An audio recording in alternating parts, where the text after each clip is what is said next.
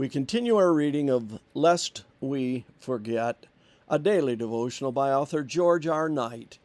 Today's reading, March 24, The Nature of Present Truth, Part 2.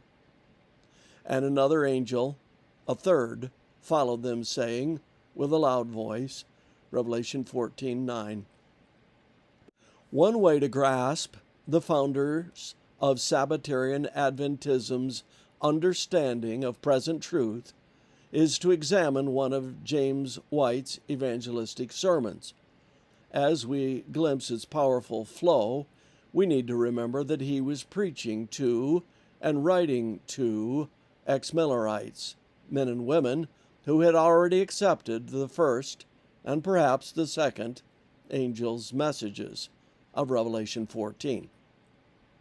Then, James declares, the 6th verse of the 14th chapter introduces the second Advent message and commences another chain of events related to the successive messages which were to be proclaimed to the people of God before the second Advent.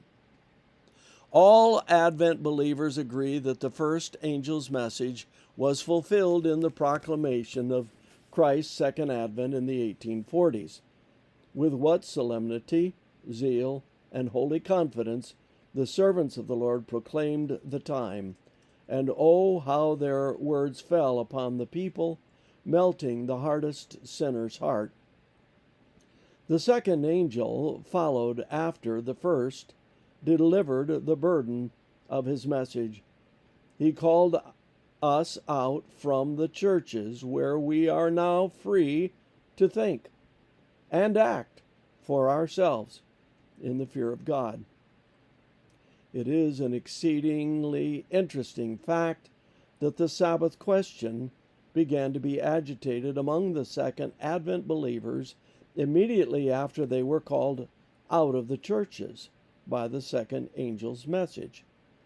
God's work moves in order. The Sabbath truth came up just the right time to fulfill prophecy. Amen. He called us from the bondage of the churches in 1844, and there humbled us, and has been proving us, and has been developing the hearts of his people, and seeing whether they would keep his commandments. Many stopped at the first angel's message, and others at the second, and many will refuse the third, but a few will follow the Lamb whithersoever he goeth, and go up and possess the land. Present truth for the founders of Sabbatarian Adventism had to do with the flow of prophetic history. God was summoning a people. Step by step, he was revealing his truth to them. Never did they view themselves as merely another denomination. To the contrary, they consistently saw their movement as one of prophecy.